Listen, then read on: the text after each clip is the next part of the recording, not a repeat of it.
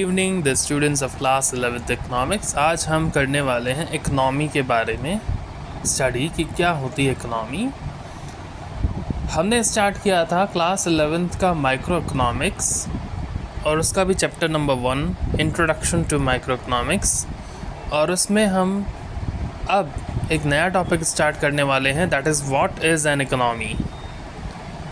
Economy is the large set of interrelated production, consumption and exchange activities that aid in determining how scarce resources are allocated in a country or for a period of time. तो economy क्या है? एक बहुत बड़ा set है जो interrelated है। किसके साथ इंटररिलेटेड? यानी कि जिसका रिलेशन है किसके साथ? Production, consumption and exchange activities. किसके साथ ये इंटर रिलेटेड है? Production, consumption and exchange activities. जो क्या करती है? That aid in determining how scarce resources are allocated in a country. जो ये बताती है कि स्कैर्स रिसोर्सेज या फिर स्कैर्स मीन्स को हम किस तरीके से डिस्ट्रीब्यूट करें, एलोकेट करें। एलोकेशन का मतलब होता है डिस्ट्रीब्यूशन। किस तरीके से डिस्ट्रीब्यूट करें एक कंट्री में या फिर एक समय पर और for a period of time. और economy is a system by which people of an area learn their living. Economy क्या है? एक सिस्टम है किसी कंट्री का जिसके द्वारा वो लोगों पर डिपेंड करती है कि किस तरीके से लोग अपनी अर्निंग को स्पेंड करें, लर्न देयर लिविंग। अगर उन्हें पता होगा कि किस तरीके से रैशनलाइज यानी कि डिवाइड करके वो अपनी इनकम को खर्च करें, तो कहाँ उन्हें करना चाहिए और क्या लेना चाहिए। That is a rough example of economy. हम कई बार कहते हैं कि इस देश की इकोनॉमी ये है, इस देश की इकोनॉमी ये है। That also depends upon the consumption level of the people of that country as well. तो इकोनॉमी के इस डेफिनेशन या मीनिंग में कोई अगर प्रॉब्लम हो तो आप मुझसे कमेंट सेक्शन में पूछ सकते हैं। अब हम आते हैं टाइप्स ऑफ इकोनॉमी पे, that is simple and complex economy. Simple economy, it is an economic system in which each and every individual is required to join in some activity, partake in the manufacture of goods and services. तो simple economy क्या है? ये एक economic system है जहाँ पे हर एक individual को एक एक्टिविटी में इन्वॉल्व होना पड़ता है जो manufacture of goods and services को डिफ़ाइन करती है। यानी कि manufacture of goods and services में जब आप कोई भी इंडिविजुअल इनैक्ट करता है तो उसे सिंपल इकोनॉमी कहते हैं। अगर हम दूसरे तरीके से देखें, और it is defined as every individual in the community is occupied in the manufacturing of some goods और services and they require an amalgam of many goods and services, not all of which are produced by them. इसका मतलब ये है कि सारे के सारे लोग किसी न किसी तरीके से, चाहे डायरेक्टली हो या फिर इनडायरेक्टली हो, प्रोडक्शन लाइन या फिर manufacturing of goods and services से रिलेट करते हैं।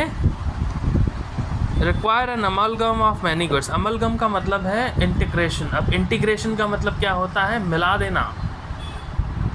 जब एक दूसरे से रिलेटेड हो और वो एक दूसरे के साथ आकर मर्ज हो जाएं, that is known as amalgam. Amalgamation of companies, जो आप अकाउंटेंसी में पढ़ सकते हैं आगे जाके, उसका मतलब होता है, अमलगम का मतलब होता है एक साथ आना, इंटीग्रेट का मतलब होता है एक साथ आना। Amalgam of many goods and services, not all of which are produced by them. Types क्या है सिंपल इकोनॉमी की? इसके एग्जांपल्स हैं मैन्युफैक्चरिंग, एग्रीकल्चर एंड सर्विसेज। दूसरी आती है कॉम्प्लेक्स इकोनॉमी। नाम से ही पता चल रहा है, complex means there are so many networks of something. A complex economy refers to a system where wherein several kinds of goods and services are produced in large quantities. Complex economy क्या है? एक ऐसा system है जहाँ पे several kinds of goods and services, अलग अलग भिन्न भिन्न प्रकार के गुड्स एंड सर्विसेज को प्रोड्यूस किया जाता है बड़ी क्वांटिटीज़ में, इन लार्ज क्वांटिटीज़। इसी के साथ अगर हम आगे बढ़ें तो हम अब पढ़ेंगे difference between simple and complex economy. इसके बाद हम पढ़ेंगे टाइप्स ऑफ इकोनॉमीज़। तो simple economy, only simple goods are produced to satisfy the basic human needs. जो लोगों की बेसिक नीड्स हैं उनको पूरा करने के लिए जो गुड्स एंड सर्विसेज प्रोड्यूस किए जाएं उसे ही सिंपल इकोनॉमी कहते हैं। Complex economy, variety of goods and services are produced and in large quantities. अलग अलग तरीके के गुड्स को प्रोड्यूस किया जाता है लेकिन लार्ज क्वांटिटीज़ में। Techniques used in the production process are simple.